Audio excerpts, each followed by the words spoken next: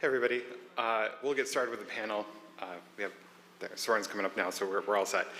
My name is Tom Hart. I'm the Director of Outreach for CP-RND at CPath, and we have a august panel, so I'm not going to take long to introduce myself. Nice to see you all. Thanks for coming. Before I begin, though, I do want to take a second and recognize, I think this is really important, that we're going to have this discussion about patient-focused drug development. There aren't a ton of people with lived experience here with us today, and I'm glad that there's a number of people who are able to join virtually through the live stream. They'll also be participating and asking some questions. So I'm glad that you're here. If you're watching virtually, thank you for joining us, and just know that we're committed to continuing that engagement and access in the future. So to begin, I'm going to ask everybody on the panel to introduce themselves and provide some opening remarks. Good morning. My name is Shana Dodge. I'm Director of Research Engagement at the Association for Frontotemporal Degeneration, or AFTD. And for those of you who may not be familiar with FTD, it's an umbrella term for a group of closely related adult-onset neurodegenerative diseases. We don't right now have any approved symptomatic or disease-modifying therapies. But in the last few years, we've seen huge growth in the clinical research space. We now have a number of trials in phases 1 through 3. So we're feeling really, really optimistic, and we're looking for ways to convey that optimism to our community, many of whom were told years ago, you have this diagnosis, there's nothing that can be done. So we're working really hard to communicate that the narrative has changed a bit, and that in order for these trials to succeed, we need people to volunteer. We know that one of the rate-limiting factors in these rare diseases is people who are able and willing to participate in research. So we're always looking for mechanisms to understand our community so we can understand those barriers, we can understand the lived experience. And we were really lucky in 2021 to host an externally led patient-focused drug development meeting. And in conjunction with that, we deployed a large community-based survey that touched on many of the topics that PFDD meetings touch on, like the diagnostic journey, what symptoms are most distressing. And between those two initiatives, we now have a beautiful portfolio of qualitative and quantitative data that we can now share with those that are interested in understanding how to connect with our community. And one thing that we are always looking to do is really create a sense of community, because FTD is clinically very heterogeneous, and many of the current trials are targeting a very small subset of our community, those that are impacted by a specific gene. So we're always looking for ways to ensure that everyone understands that progress in one domain is really progress for everyone. And we also know that there's a lot of work still ahead of us. We just heard all about how things are looking on the international space, and we know that for clinical trials to be successful in FTD, they need to work globally. So we're trying to better understand how we can support international clinical trials. And we also know that we're only hearing from a small sliver of the population when we're doing things like PFDD meetings because of inequities in access to diagnosis. In FTD, there's a lack of biomarkers. So we're constantly looking for additional mechanisms to hear from our community and hear from those who have been historically excluded from the narrative.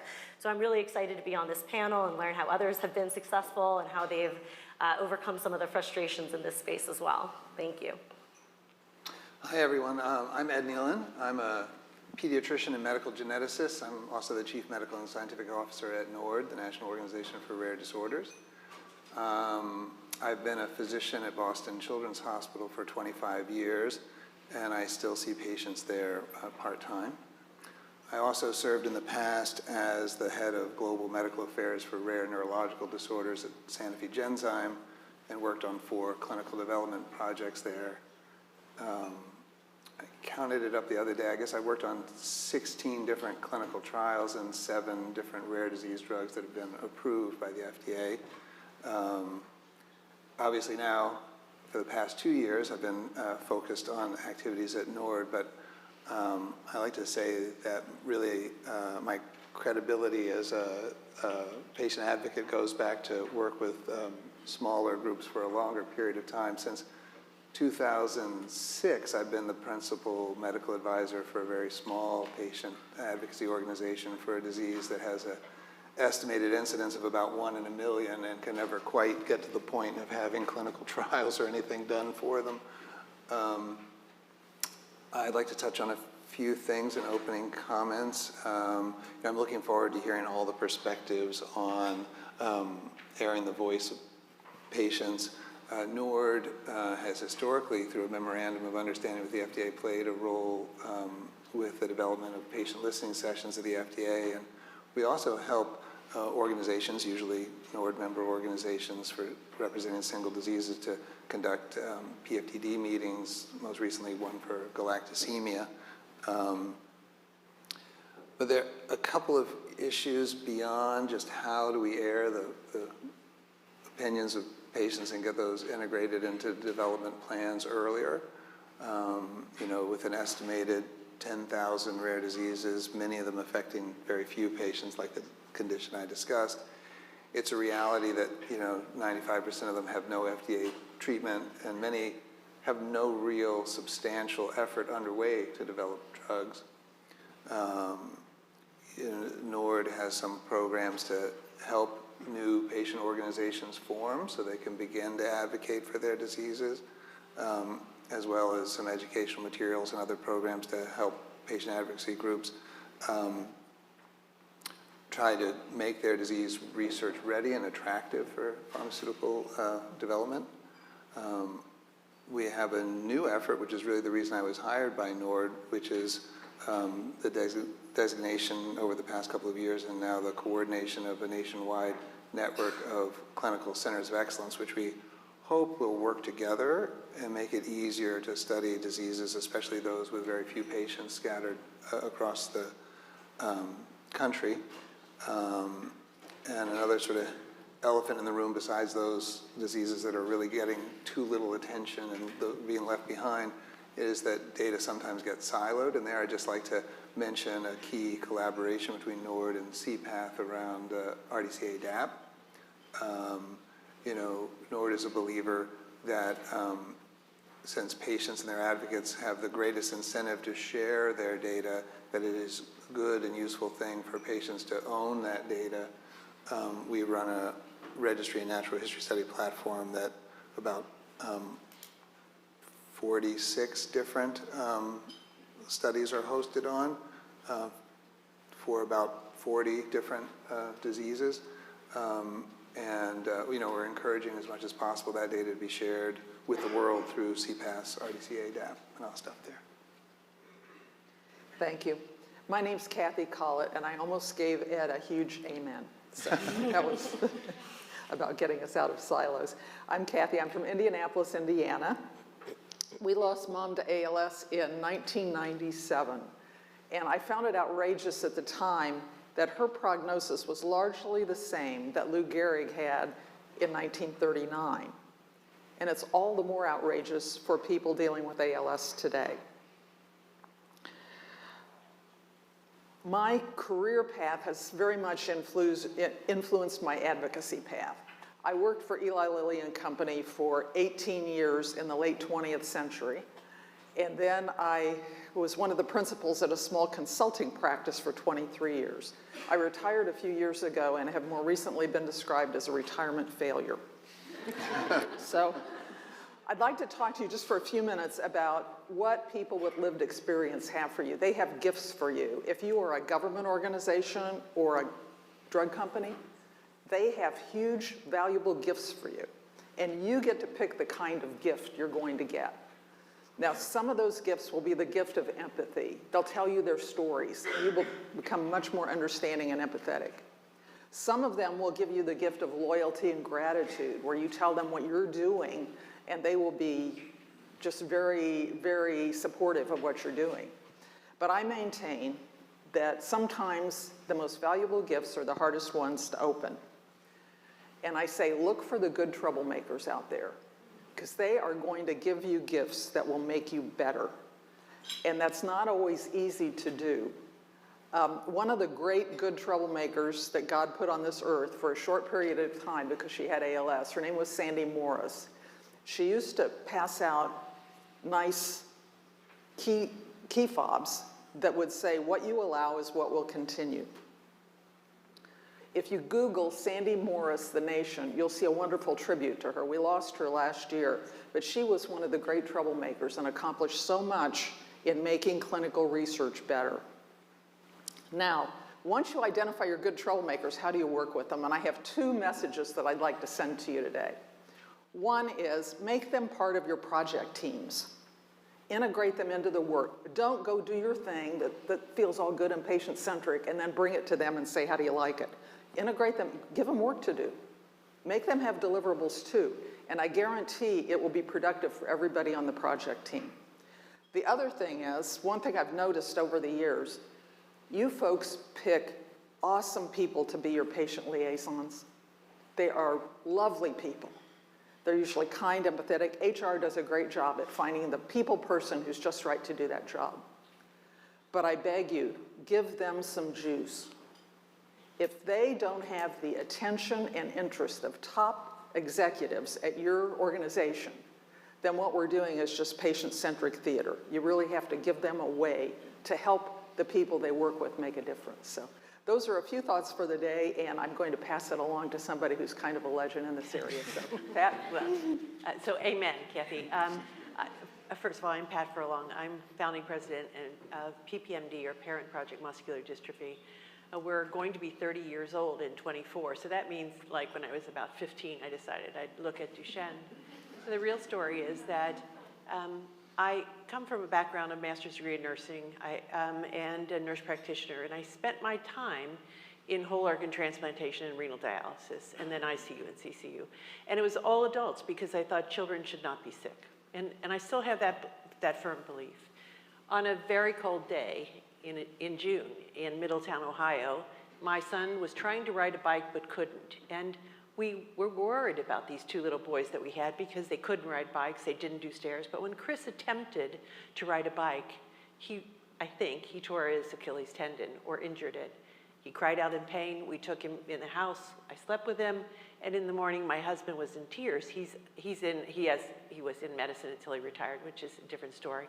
I asked him what he thought was wrong, keeping in mind I'm all adults, so I recognize these boys were delayed in terms of they didn't act like other little boys, and I was completely justified to say I was the best mother with the most well-behaved children, which turned out to be a lie. And when I met with a friend of mine, an orthopedic surgeon, he said, this is Duchenne muscular dystrophy. And he asked me what my younger son looked like, and I said the same body and the same delays, and he said, you have two. So I went down to Cincinnati Children's Hospital. I saw a person to confirm the diagnosis, and he said, there's nothing to do here. They're going to die. And I said, okay, so just fundamentally they have flat feet. So if I put an arch under their foot, would that improve their gait and maybe extend their gait? And he said, who cares? They're going to go off their feet, so why bother? So it took me some time. I went around the country and around the world to figure out what do we know, where's the money, who are the people, what are we looking at known medical tools, and I started PPMD. So Duchenne muscular dystrophy is an X-linked disease, primarily happens to males, although some females do have symptoms, and carriers can have some cardiac problems and also some weakness. I ran around the world to find out where we were and decided that patients and families are the best gifts to this community, and they're the ones, the troublemakers, that are going to make a change. We started PPMD 30 years ago. We started building our tools by asking what medical tools can we use to implement or change the trajectory of this disease. We started with cardiac medicines, physical therapy, steroids, which were tested and tried and thrown away, and we now have about 40 years of steroid data. And then we began to build other tools about if we invest money to fully characterize the disease, where will that take us? If we leverage NIH money to improve that characterization, where will that take us?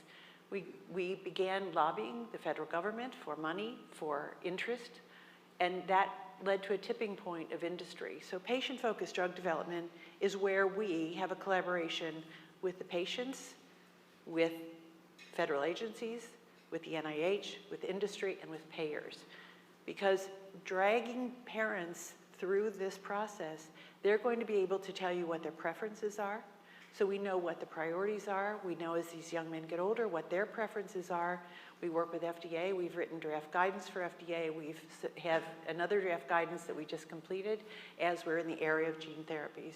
So we now are happy to say we have 4 approvals in antisense oligonucleotides, and we are now in the area of gene therapy with an approval on June 22nd, and now 20 children infused with the gene therapy. It's a great deal of uncertainty, but our problem right now is those children that are now receiving a gene therapy, how are we going to do this combination therapies for those children? And I don't mean the cardiac meds and the steroids, I mean disease-specific medicines to protect whatever is delivered by gene therapy.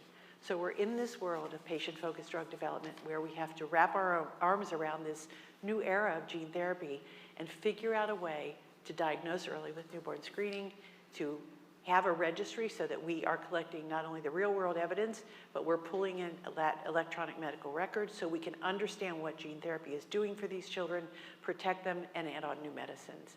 So I agree with you. We need troublemakers, and patients and families are not just the checkbox for industry. They are the guiding light for what trials look like, what evidence is needed, what real-world data looks like, and what payers will need to be able to cover the cost of these drugs. Because it won't help if we develop them and we can't access them. So PPMD is still on the road of trying to really solve these problems for Duchenne. Next. You're next. Well, good morning, everyone. My name is Michelle Campbell, and I am the Associate Director for Stakeholder Engagement and Clinical Outcomes in the Office of Neuroscience in CEDAR. I am about to celebrate my 9th anniversary at the agency, and I began my career at the agency. Actually, I'm a measurement scientist, so I was originally in our division of what is now our Division of Clinical Outcome Assessments. And so in that role, they are internal consultants to the review groups, and I worked across a lot of rare diseases, providing advice. And about 4 years ago, I transitioned specifically to neurology, which is where I had spent some time in my prior life to the agency in a neurology and developmental medicine department at a hospital. And so, and Pat happens to be one of the last people I saw in person pre-pandemic. And I'm so happy that she's next to me because she has been a great champion and someone that we do collaborate with. And I think she highlights the great new unknown world of now having options, you know, in therapies. And to Kathy, I like to search for trouble personally myself before trouble finds me to find solutions. So what does patient-focused drug development mean to me, and how do we really work with it every day in our life and in the agency? So, you know, when I joined the agency 9 years ago, we were in the infancy of PFDD, right? So these patient-focused drug development meetings were just happening under PDUFA 5.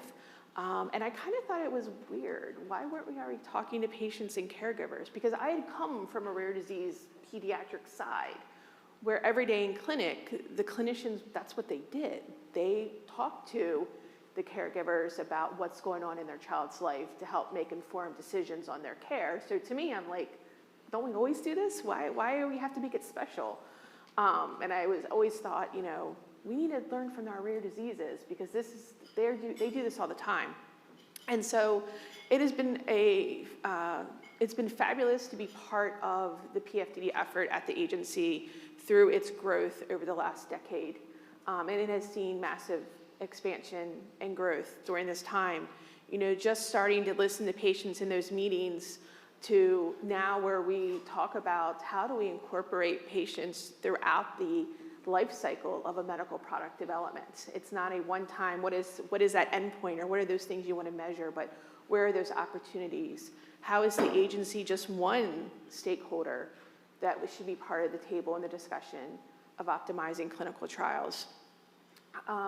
And we have launched successfully our externally led patient-focused drug development program meetings, which if to know how much we are dedicated to this, in 7 days, this is my 3rd rare disease meeting I've been at, and I end my week at another one. So we are very much committed. So when we can be able to participate, we oftentimes want to be the listener in the room. We want to learn from these experiences. We take that information back. We take that back, and when we have those INDs come in for review, those protocols to review, we think about those conversations we've heard. We go back to those voice of the patient reports and read them again. Patient-focused drug development and coming in and talking to us is not just when there's a marketing application, okay? It is throughout that entire drug development process.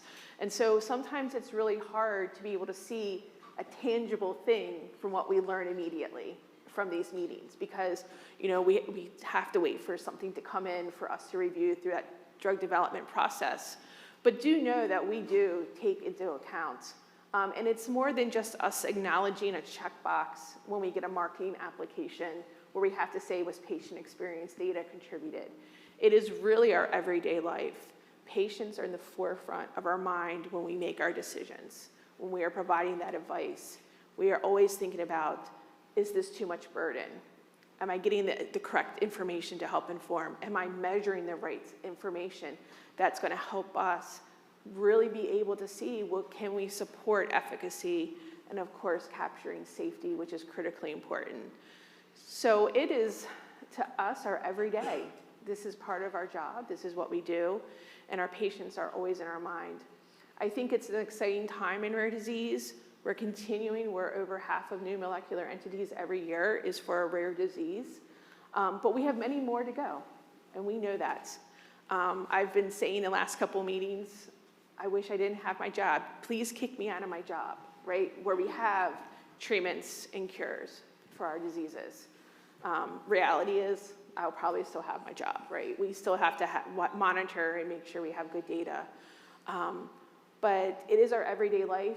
So this is why we talk about engaging us early in those conversations in the drug development program, as well as finding the opportunities to engage with us through non-drug development programs to really learn about what is that lived experience. That's what I want to know. I want to know what your lived experience is.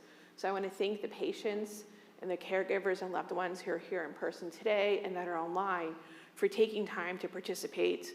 And hopefully you know that we are, there's a whole team back working at White Oak right now trying to do what I just described every day, because this is our everyday. Thank you. Hello, everyone. First of all, grateful and humbled to be here, and want to thank everybody on the stage for their efforts and their careers to advance PFDD efforts. My name is Serin Fidelis. I'm the Executive Director of the Polycystic Kidney Disease Outcomes Consortium. And while you guys heard yesterday of our efforts to develop tools and disease progression models in the ADPKD space, we have in the last year focused on the recessive form of PKD as a case study for putting together an externally led patient-focused drug development meeting. And this was in talking with our stakeholders, in talking with our FDA liaisons, obviously patients. The need for this effort was apparent. ARPKD is an ultra-rare disease. There's 1,500 to 2,000 patients in the US affected by it. Again, it's very heterogeneous. It's got the early presentation with pulmonary hypoplasia with high mortality, and then patients who make it past that perinatal stage have the kidney phenotype, so this rampant cystic kidney disease that leads to kidney failure in their teens, early 20s. And then there's the liver phenotype, the congenital hepatic fibrosis that is associated with portal hypertension, esophageal varices, splenomegaly, et cetera. So, complex disease, huge unmet need, no real pipeline for it. So we wanted to take a different approach and, gain a foothold with respect to the, patient perspective and patient journey in ARPKD. So we held our meeting a couple of weeks ago, really, and it's the comment section is still open for patient to leave their comments about their lived experiences. So if anybody knows any ARPKD patients, please spread the word. But again, the meeting was really powerful, moving, and really important because we collected a lot of information. We had surveys, qualitative outputs, and as Michelle said, this resource doesn't live in a void, right? It will turn into a voice of the patient report. It will be part of, future, essentially evaluations for drug products in the space. So, the importance of having this cannot be underestimated. And, it was really interesting to, for the clinicians in the audience, it was a virtual meeting, to hear about, symptoms and burden of disease that they weren't aware of, right? And that is why having the patients at the forefront of these types of efforts is just, critical. And, we hope that this is the first step with respect to, building future PRO tools for ARPKD, and having those as part of future, obviously, drug development efforts and composite endpoints for ARPKD.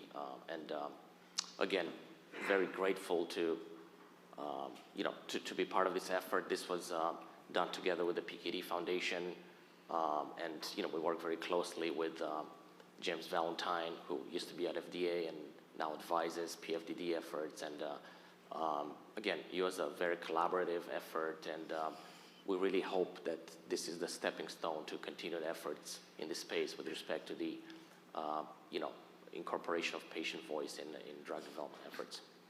So, thank you. Excellent, thank you.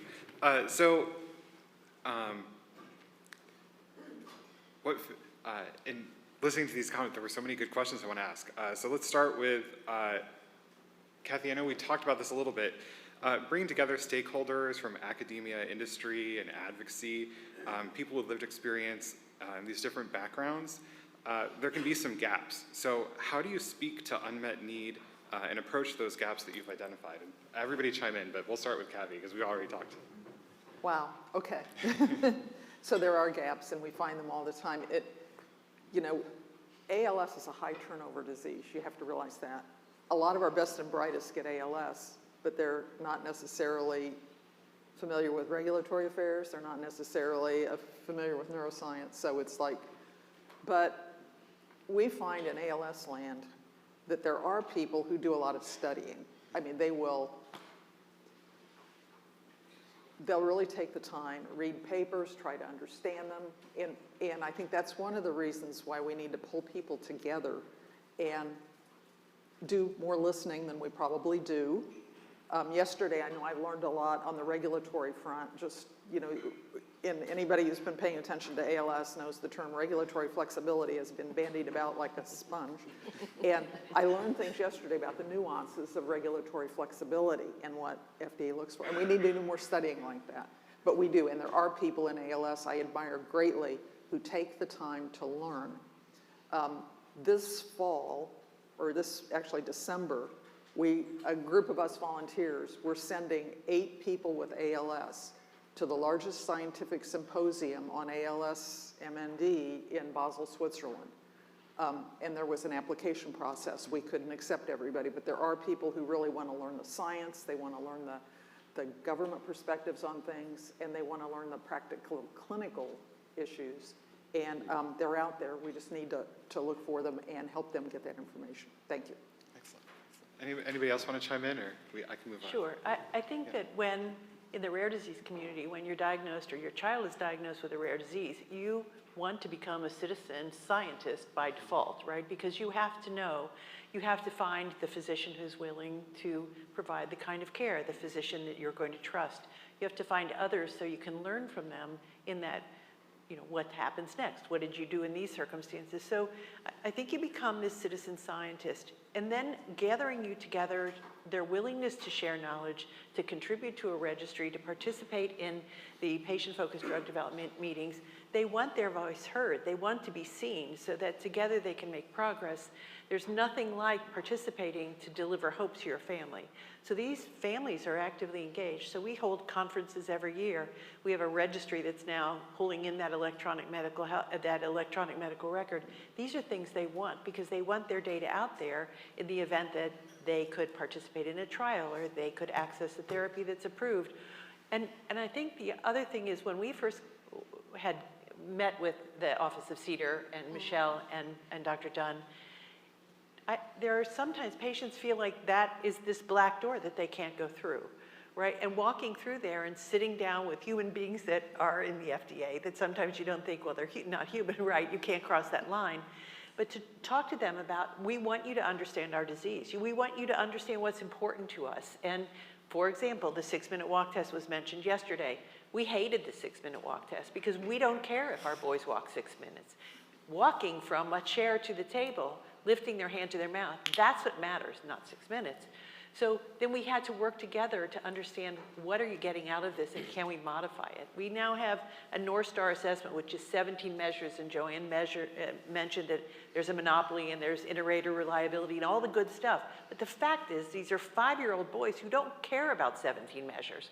So now we look at places like CTAP and say, could we look at those measures and modify them and get 4 or 5 that are predictive of that 17? So this is collaboration, I think, and then going to the FDA and say, hey, not the North Star, but could we do something different? And participating in trials, 4-year-olds in Duchenne and ALS, none of these patients are alike. So do you recruit by age or do you recruit by function? So these are where patients and families want to contribute, to hear their voice, to actively participate, and certainly to be the recipient of therapies and combination therapies like we all hope for. Well, Tom, I'll add one thing. There are a lot of gaps, and so it's hard to make a general statement about all the gaps, but I think an important element to emphasize here is that if a gap is identified, be it by a patient or a parent or a physician or anyone, look for a way to turn it into data so that you can change people's opinions at FDA companies and so forth. And I mentioned before a very rare disease where I've been supporting a patient group for close to 20 years. It's a horrible disease where most of the children die in adolescence. And yet, one parent says, my kid's skin is itchy. It's not in any of the textbooks, right? But it ended up taking a sort of survey, and it turns out, nearly everybody's kid's skin is itchy. And so is that a peripheral neuropathy? Would it be responsive to drugs that are used for peripheral neuropathies? It only starts to close the gap if you find a way to turn it into data. Yeah, Tom, I hope people take into account the folks that are on this panel represent the diversity of rare disease, from pediatric to adult, slow progressing to fast progressors, right?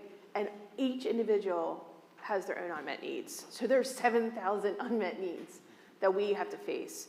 And so I do think that one thing that I want to highlight was gathering that information to come have a conversation with the agency or informing a drug developer on here's what you need to know. Because we can only react to what's given to us, right? I can't react to something that I don't see, right? So how can you leverage that? But also, I think what Kathy highlighted, and I know that Pat has experienced, is not everyone may be able to participate in a trial, but there's still valuable people in those communities, and we should be leveraging them as well. I've said this to, I feel like, many patient groups, right? Because of the trial population, what we may need, perhaps in the burden, they're just too ill to be able to participate, or they've progressed so far, it's too burdensome, or aren't really able to follow the needed instructions to do the outcome assessments, or can they really have, that MRI done, for example, and lay still. But there's still valuable information from those lived experiences, and I think we need to make sure that we're not just focused on that trial population and what that looks like, but really the whole community when we're looking at trying to get that information, because those are important folks too, and they want to contribute. I hear this all the time. I'm so bummed I couldn't get into that trial. Yeah, we missed the cutoff because my diagnosis time took so long. Very common, right? That we hear in rare disease. And I push back and say, but you can still help. You can still help in a way. And I hope people are using those folks as well. I think the other side where I'm seeing great things is the folks that are preparing for maybe potential future drug development. They have hope because they're seeing diseases or disorders that are kind of similar to theirs and to their progression, and they're preparing their communities. And that's a very different conversation, right? So now they're having to educate about what is a clinical trial, what's eligibility criteria, what is an outcome measure, what does it really take, how do you make these decisions? These aren't things that necessarily FDA is a part of, but we know these are conversations that the communities are having. And in the big picture of medical product development and drug development, this is kind of part of that spectrum, right? Like I said, there's multiple stakeholders, and so this may not be our stakeholder part, but there's other opportunities. And so I hope and I appreciate the diversity of experience of these diseases we have here, because they all have individual unique challenges.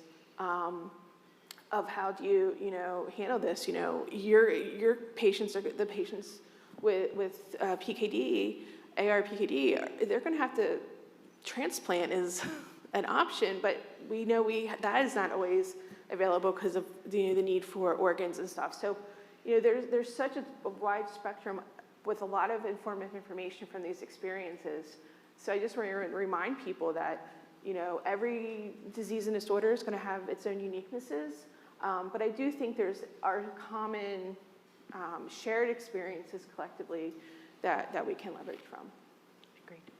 I have just one thing when we talk about the gaps too, and I'll go really fast. I'll go really fast. But one thing I found I've been amazed at, and I'm grateful if any of you are here, if I read a paper and I don't really get it, or there's something about it that I don't understand, or I think that really that policy doesn't make sense to me, I can contact the author and I get amazing help. And it's just incredible to me how, especially in academic circles, my education from people I've reached out to try to understand something better has been incredible. And I think it's a resource that a lot of people don't realize. There are a lot of generous people out there who help a lot of us, so thank you. Great. Good point. Thank you, Kathy. Building on some of these comments, how do we evolve and adapt with this data? As new therapies and interventions and practices are identified and approved, there's an impact on disease progression. How do we continue to adapt with these changes? I feel like it's a Pat question. Yeah. Because I think Pat knows what my answer is going to be. Well, I think it's very hard because as these medical tools are implemented, the natural history changes. And I think this is where working with Critical Path has been really helpful to us to think about, all right, how do we look at contemporary natural history? How do we collect real world data? What are these PROs looking like? So this is sort of the totality of evidence we want to look at because of the changing natural history of a disease. But I will say that it's in our disease, in many of these, you're just pushing out the trajectory of the disease, right? You're not reversing it, you're not magically curing it. So this is where patient engagement works very well, and this is where trials are adapted, and this is where I think in clinical trials, if we got to rule the world, everyone would be involved in clinical trials who's interested. And then there would be a subset analysis so that they could determine what that drug was doing and how beneficial it was, and obviously the risk associated with it. But I think this is a reason for real world evidence and a reason for these PROs and a reason to understand what the priorities are in these patients. Yeah, I was going to say, so the big thing is we have to always reevaluate the natural history of the disease, whether we have a approved treatment or not, because standard of care has changed over time, right? And we've had lengthy, and why I said Pat's good at this answer is because we've actually had this conversation with PPMD for a couple of years now on the changing of the natural history, the use of steroids, how's that really impactful, and then now that there's approved therapies. And so it is really important to think about the data you're collecting in natural history, because that is important. That's important to everyone, not just us, right? It's important to a developer and really identifying the right population. What are the right things to be measuring? Can we pool all this data together and have some fancy advanced statistics that Klaus tells me about all the time with modeling and things like that?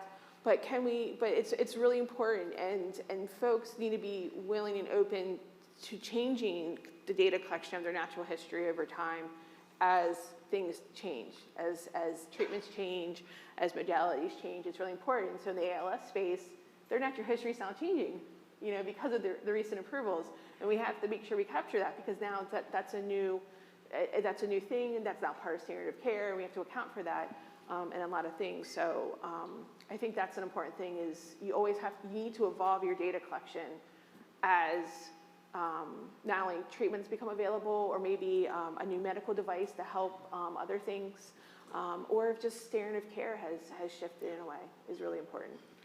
Excellent. So that kind of begs this other question, which is there's only so many patients available for clinical trials. So how do we maximize our trial designs while balancing these unmet needs of rare disease patients and appropriate endpoint selection? Go ahead, you just chime in. Well, I'm sorry, go. So I think one attractive thing to consider are platform trials. Not always popular with industry, but have some benefits. There's a tendency for a patient who's tried one experimental medicine to stay on it for a very long time, kind of regardless of the results, and be kind of taken out of circulation to be included in other trials, to get at the key point of your question. But in the setting of a platform trial, patients, if the results aren't promising, can be switched to something else. I think one thing that AFTD has done is really try to create spaces where we can have pre-competitive collaboration, because there are a lot of different clinical trialists in this space, and they're all facing essentially the same challenges when it comes to trial recruitment, hoping to get advice from people like Michelle on outcome assessments and novel clinical trial design. So we don't conduct research ourselves, but we have the ability to convene all of the stakeholders in one room and just talk through some of those challenges, including people with direct lived experience in a way that's clearly not theater. When you hear people with lived experience giving their insights on those things like clinical trial design and recruitment, they're really giving very concrete, I think, tangible advice to people conducting the trials. So I think the more of these kinds of conversations we could be having in a pre-competitive space, the quicker we'll be getting to effective treatments. We had a few years ago 2 caregivers, one of whom I think is in this room, went through clinicaltrials.gov and counted up what we call seats on the bus, how many seats there are in ALS clinical trials. And the number was staggeringly low. I mean, I think 1,500 would be a very generous count. And this is a disease with, at any moment in time, there are 30,000-ish people living with ALS, with around 6,000 or 7,000 new diagnoses in the US every year. So there's a problem there, and that's one of the reasons that it makes expanded access so important to people with ALS. And expanded access, honestly, 3 years ago just wasn't happening. Some people with ALS and caregivers got together and decided that we needed to put stars on trials, not on the science or the promise of the trial, but on the humaneness of the trial. So they came up with a rating system called, it's PACTD. So if you Google PACTD rating ALS, you'll find the PACD rating system. And they looked at things like open label extension. We had an awful lot of trials that if you were in a trial and you felt like it was working for you, you were out of luck at the end of the trial. And that just is cruel. We had very few trials offering EAP. We had long washout periods in some. So this covered all of those things that, minimize exposure to placebo if you can with a platform trial. do some things like that. So they started putting stars, PAC-D ratings on trials. And to prove that it works, one company had a therapy that had 4 stars. And they came back to the team and said, how do we get 5? So that's proof that these things are important to companies, and that rating system, I think, has really had an influence on ALS trials. Excellent. I think if we look at the Children's Oncology Network and how that was put together, Children's Oncology Network has been fantastic in terms of childhood leukemia, where most of the children died and now most of them live, 90-some%. I think if we could do basket trials in rare diseases or platform studies or platform trials, we have had a Type C meeting with FDA, and I know developers are not very excited about that because they lose control, or they feel like they lose control. But this is the way to open it up to our community, to better understand what works and for whom that works and the degree to which it works. And I think in our current, we are lucky to have about 40 different biopharma companies creating or developing drugs, and that's really wonderful. But for, I think, 30 years, we've talked about a combination of therapies is going to be needed. But if we do these one by one and wait till an approval, and then another one and wait till an approval, combination therapies aren't going to be here for this generation of boys. And they really do deserve combination therapies. Because if most parents believe that if you get a little dystrophin on board, whether that's a microdystrophin or an antisense, that's sort of the holy grail, if you will, and you can build on it. But for the children that are not amenable, or the young men that aren't amenable to a gene therapy at this moment because we aren't treating, or the label doesn't read for non-ambulatory patients. In fact, the window of our first gene therapy approval is 4 to 5-year-olds. You can imagine if you're 5 years and 6 months, and the process takes so long.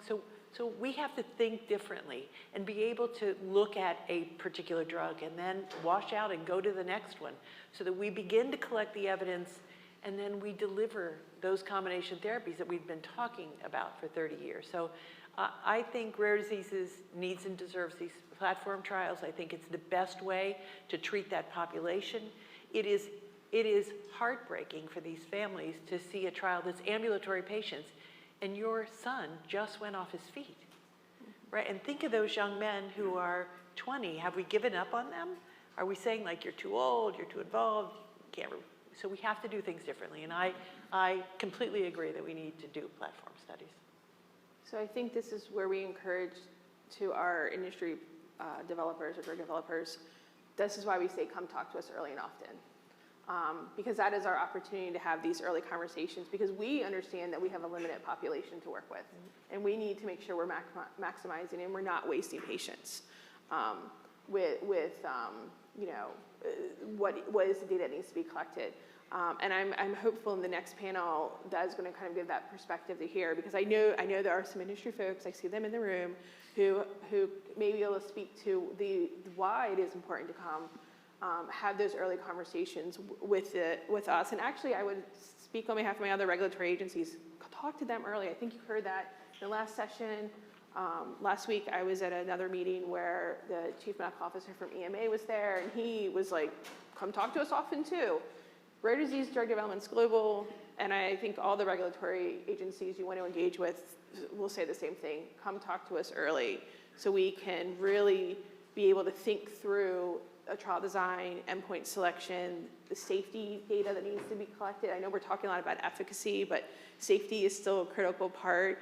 If there's manufacturing questions, particularly in the gene therapies, we know there's a lot of stuff with the manufacturing there, or small molecules and ASOs, there's manufacturing stuff. This is why we say come talk to us early so we can start thinking those things. So we have about 10 minutes left. I will open it up for questions. And if I don't see, I see people moving towards the mic, so I won't ask anything else in between. Hi, good morning. My name is Jacosi. I'm a senior patient advocacy leader at Spark Therapeutics, and I just want to thank you all for your time. My question relates to hope. I heard hope referenced, and I think that I have worked in the rare disease space for a little over 10 years, and I've worked for multiple industry representatives. And many of those conversations internally where I am pushing that we engage earlier, they shake their head and say, we don't want to raise too much hope too early.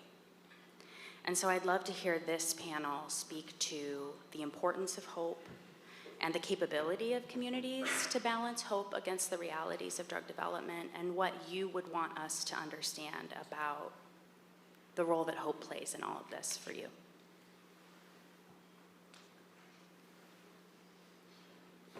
Go ahead. Anybody want to take that one?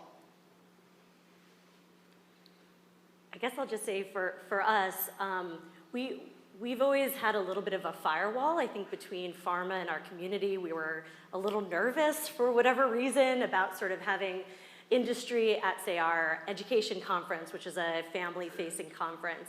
And this past year, we had a number of different companies come and speak about their clinical trials, and the reaction was overwhelmingly positive. People were so excited to see that there was investments in this rare disease. Even if the clinical trials they weren't eligible for, their families weren't eligible for, just seeing that there was movement in the space, seeing that there's things going on at the basic science level as well as clinical trials was really, I think, quite thrilling. We got, again, really, really positive feedback. And I think one thing that we're always working against is a little bit of the paternalism in kind of the healthcare system of being scared to give the diagnosis when there's nothing that can be done. And I think sort of communicating to healthcare providers as well that there are opportunities now, there are things that can be done, whether it's genetic counseling or finding spaces for people to meet with other families that are experiencing the same thing, even if it's not an approved therapeutic that is going to solve the problem right now. Seeing the momentum, at least for our community, has been really, really exciting for them. I think the word hope, it's complicated. And I think it's really important that we keep it real. And that we see people all the time who give hope that's not realistic. And that, to me, is terribly wrong. At the same time, I think if we can keep things real, then go through the portfolios and such and talk about it, people can come up with a realistic and a real hope. But I hate it when I see people manipulated with hope that is not realistic. At the same time, I think that those of you who are working on therapies, keep it real, because it's really important that people learn about those things because they want to either benefit from them or be a part of them. So thank you. I think hope is a tricky thing. And I think that it's really important to think about our language when we talk about this. When people, so the first time we heard about antisense oligonucleotides at an annual conference, the basic scientist got up and he flashed a picture of a 65-year-old playing tennis. And he said, that's where we're going. We have a progressive disease, you're born with it. You have muscle degeneration when you're born. That 65-year-old didn't have it. He was operating on a protein that was smaller than the normal protein, but certainly a very efficient and stable protein. So language matters, and no one could achieve that right now or then, which was 10 years ago. So I think hope is really captured in language, and I think developers need to be mindful that patients and families are listening to the words they use. And when you use a word like cure, it's everything we want and nothing we can have, because this child, in our case, is here and has some degeneration. I will also say to you that parents are very realistic. Hope is always present for another day. I don't think there's a time that they go to bed and wish for this disease to stop here. So they're not asking for magic, even though some of us would like magic wands. So they're hopeful for another day of stability. And I think keeping it real about this is what it will do, hopefully, this is what we're hoping to achieve, and always in mind of wherever you speak as developers, whether that's an investor call and you're saying, this is magic, we're listening to that. So language matters.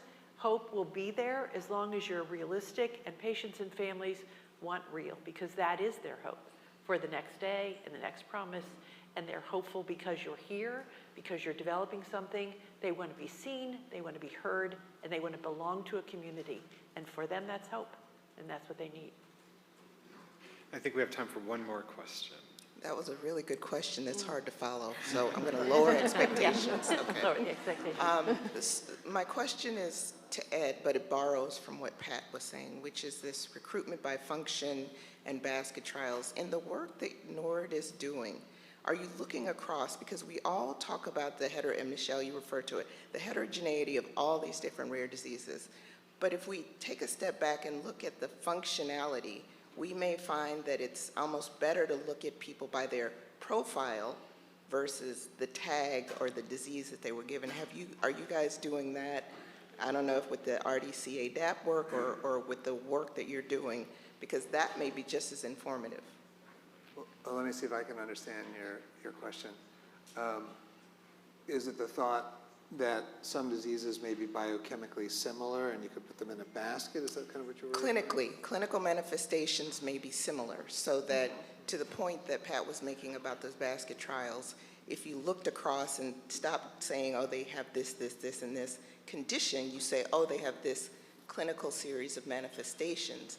Maybe these therapies would be relevant for this patient profile versus this disease. Right, so